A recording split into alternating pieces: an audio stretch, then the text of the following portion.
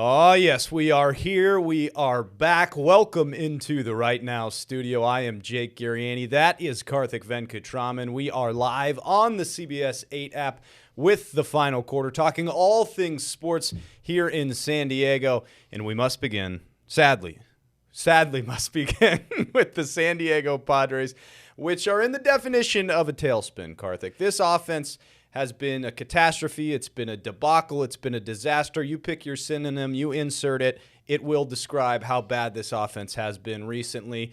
And it's shown. They've lost 7 of their last 8. They're not scoring runs. They look lost all over the place. And we had talked many a times, Karthik, that it felt like we were on this teetering point.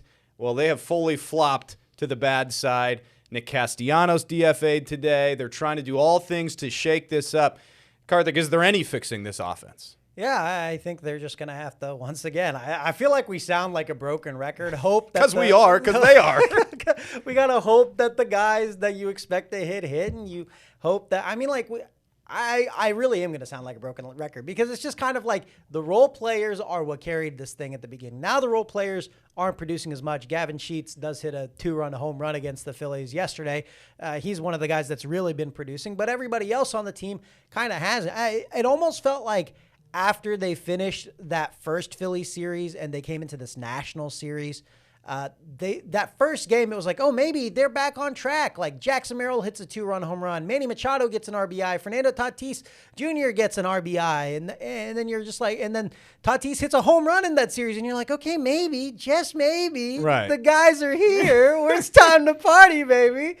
And then once again, like we're back in this Philly series. They're on the road, and other than Gavin Sheets' 2-run home run yesterday, it didn't work. And they're looking for answers. Like they're bringing guys up from the AAA ranks to try and spark the offense, and we'll see how much that does. But this team feels like a team desperately looking for answers offensively, which is why you see the DFA for Nick Castellanos, who is hitting under 200. And I always have been saying through these first 50-some games, I don't know if we've hit 60 now, through the season.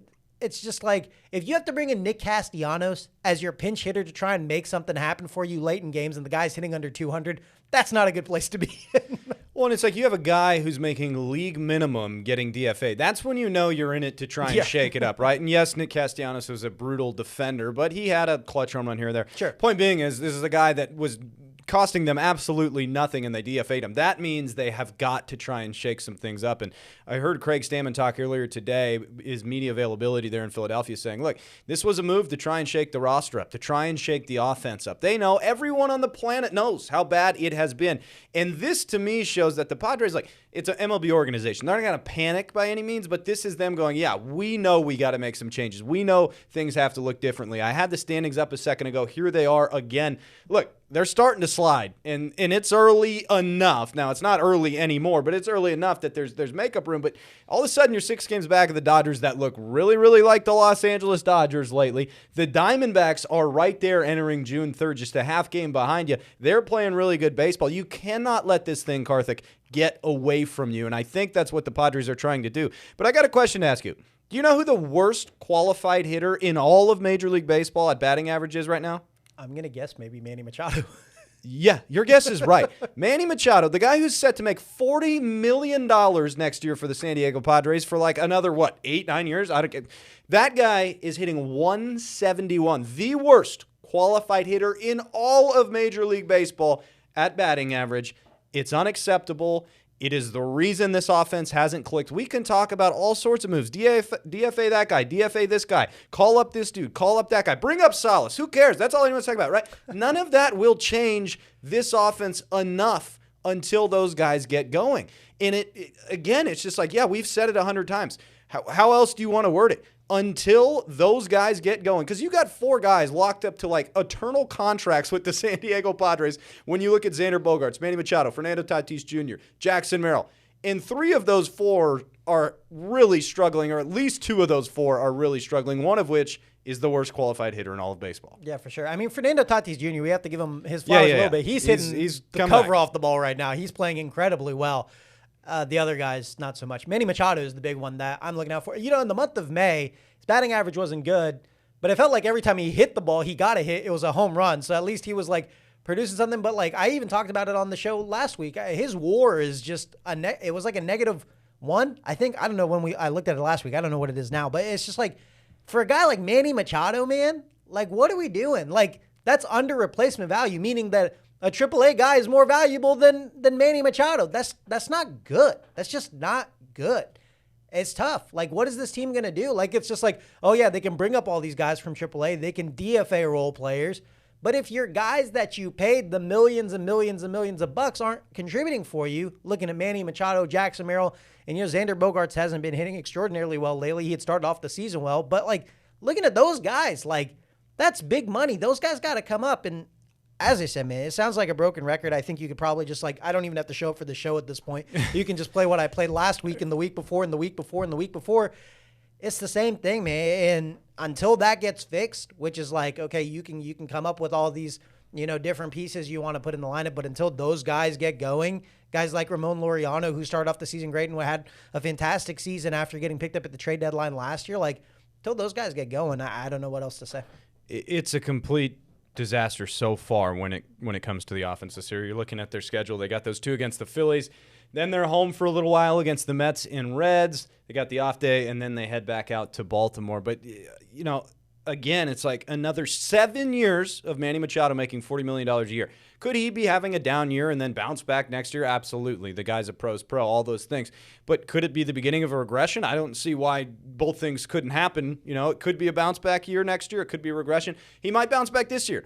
I'm just saying, right now, as it's constructed, this offense will not go until those guys get going. And we've been saying that for 60 games now. So it's been a rough stretch for the San Diego Padres. I don't know if anybody really has the answers out there. And I'll tell you the scary thing, Karthik, and it's scary because there's no other option. The Padres have made their bed with this roster.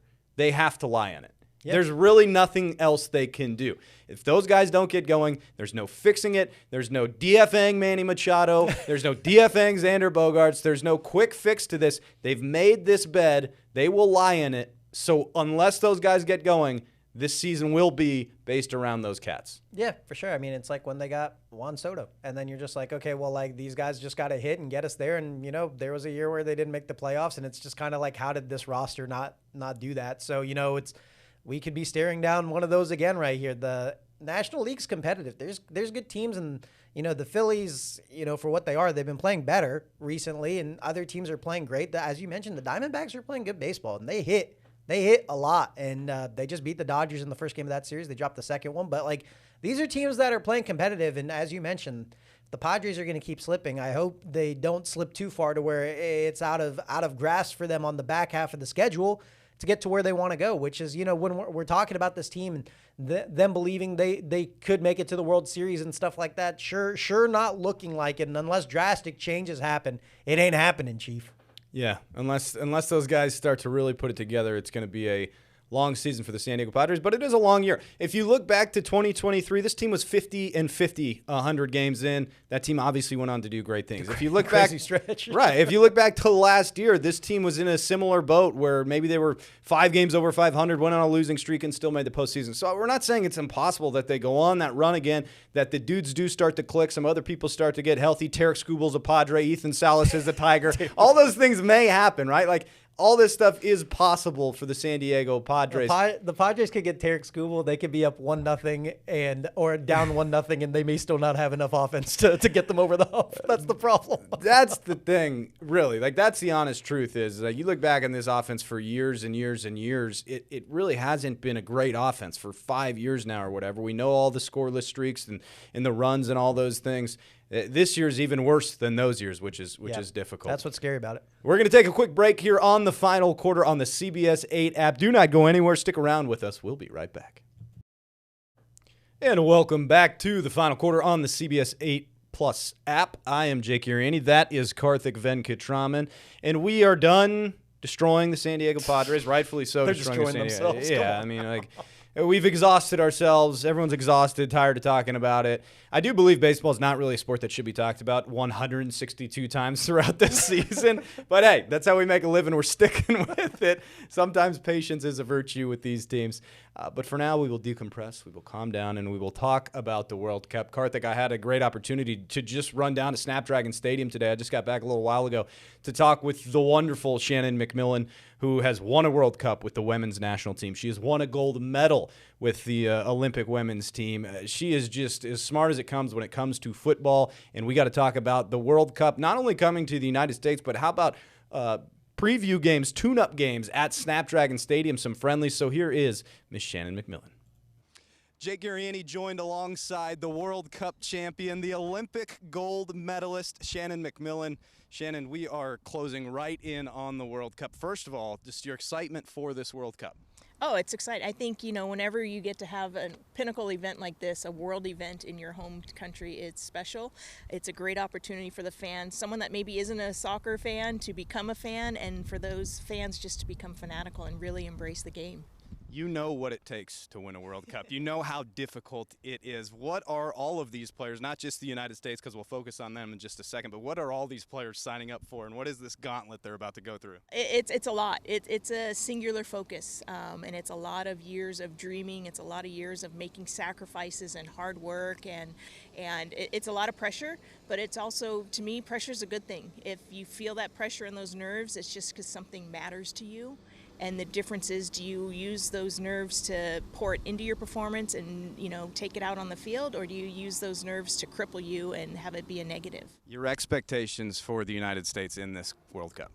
Ooh, they put me on the spot here, Jake. I do think they will advance, and I think once you get out of your group phase, that's when the magic and the craziness of this beautiful game, anyone on any given day can beat anyone, because it's about who's really going to show up in that moment and want it a bit more. So once you get into that phase and the excitement of you lose, you're done, it all comes into what they've dreamt about since they were young boys. How much added pressure do you think there is being a host country for the World Cup? There's a lot, because, you're in your hometown. It's your food. It's the environment that you're used to. So it should be an advantage. And if it's not, then it's like, what's going on there? The players are going to be familiar with the potential venues and all of that stuff. But I think that's the beauty of soccer, is what I think will really be a good wake-up call is seeing a lot of these supporters and fans and the passion that the world has for this game. This stadium in particular, Snapdragon Stadium, is going to host a couple of friendlies, some tune-up games right before the World Cup. How excited are you to see World Cup caliber action right here in San Diego? Yeah, it's exciting. Growing up here, I'm a big believer in if you could see it, you can be it. And we didn't have that opportunity, especially on the women's side. But now the fact that we've got Snap, field is beautiful. We've got Switzerland versus Australia on Saturday, and then Colombia versus Jordan on Sunday. And it's a great opportunity for everyone here to get a first taste of what the World Cup's going to bring and the excitement and passion that these teams will have. The great Shannon McMillan, Karthik. Yeah, for sure. And hey, man, I'm talking about the United States. If Christian Pulisic looks like he did against Senegal the other day in that tune-up that they had, I'm liking U.S.'s chances definitely to make it out of group play and maybe make a run.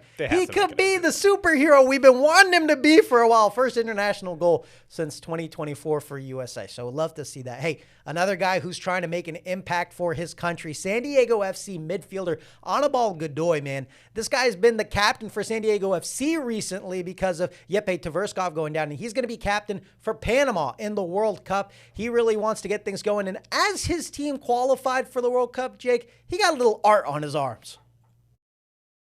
I think I know how much the moment means to you to qualify for the 2026 World Cup, but you put it on your right arm, right? Can we see your tattoo? Of course, yes. This is, yes. Why did you feel like you wanted to get that tattoo? Because I have the other one, and I say, like, that one is special, both, and I wanna, when I retire from national team, I wanna look always my side, my right shoulder, and I say like, oh, I make it, when I have maybe 45-year-old and I speak with my kid can say like, oh, you play in the World Cup 2026. I say yes, I play, and I am really blessed to play, and I can show the tattoo, so but you know, I think it's nice. It's nice feeling, and you know, I am really proud to have that one. You have one on your left arm too, is that Yeah, right? Russia. Oh, from Yeah. 2018. and Okay. this is yes. So you wanted to pretty much memorialize Yeah, it, of that course, you of that course. you did it. It's unique. It's unique Do time. you have a date on the 2018 one too? Yes, or- this is the date. So that's this the is day the you guys date, and this qualified? is the other date. Okay. You know. Got it. So what happens if Panama's never won a match in the World Cup? You guys win, are you going to put another date below it, or Yeah, what? for sure, 100%. Yes, yes, yeah. He said yes, for Yes, sure. for More. sure. Hey, Best as somebody of luck to that him, man. has plenty of tattoos, I like where his head is at. I figured you'd like that one, Jake. We're going to take one more quick break. We'll be back with some final thoughts next. All right, one final moment here to talk a little bit of NBA hoops. We are in, speaking of the word final, the NBA final. The San Antonio Spurs, the New York Knicks. Game 1 begins tonight as we record. What a series it should be. Before we get fully into breaking down this series, let's hear from the two star players first. The emotion was really something I haven't felt in a while. I don't even know since when. And coming back down from this is a challenge, and it's not done yet. We still need to really come back down to earth and realize that we haven't done the hardest yet. The job isn't done at all. Things he's able to do on both sides of the ball, just you've obviously people have never really seen before for a person at his size. So it's incredible to watch from a fan's perspective. As an opposing player, it's something you constantly have to be on watch for. You just never know the things that he's capable of doing, and so that's why game planning and our game plan discipline and our attention to details are so important when it comes to playing, because he's pretty incredible. Yeah, he being the 7'4" Victor Wembanyama. Victor Wembanyama and the Spurs, Jalen Brunson in the Knicks. Karthik, who you like? Yeah, well, analytically, my Cleveland Cavaliers should have been here. No, I'm just kidding. Get over it. I'm going to take the Spurs in, I think, 7 games. The reason why is I just really like what they're able to do defensively. I think something that my Cavs weren't able to do is really pressure Jalen Brunson into making him feel uncomfortable. They let him feel so comfortable the whole series, and the Spurs will press you all the way up into half court and make you feel uncomfortable. They got guys like Castle who can really do that. So I like the defensive pressure. I like this to be a coming-of-age moment for Victor Wembanyama, and what a win for the NBA, man. You get New York, your biggest market, versus your rising star who you hope to be the face of the NBA for years to come. All-star moment for the NBA. I expect this to be a fantastic series, but give me the Spurs in 7. And I think, I like the Knicks. The Knicks are a lot of fun. It's a great basketball team to watch. The East was just kind of soft. I felt like they really worked their way through the East without much of a problem. Whereas, when you look at the Spurs, they're going through OKC. They're going through some really great teams. I'm not sure. I think Karl Anthony Towns matches up better than, let's say, a Chet Holmgren and an Isaiah Hartenstein. Let's hope he doesn't disappear like Chet did. Exactly. But that being said, I just don't know if there's enough on the Knicks to stop the Spurs. I think it'll be a great series. I like San Antonio in 6 in this series. We shall see, though. It should be a lot of fun in that NBA Finals, and it should be a lot of fun when we get to talk about it more next week. As always, we really appreciate you coming on with us on the Final Quarter on the CBS 8 app. Karthik says the Spurs. I say the Spurs. Go put all your money on the New York Knicks, because you know what that Also, means. Mike Brown, San Diego graduate. Bye-bye.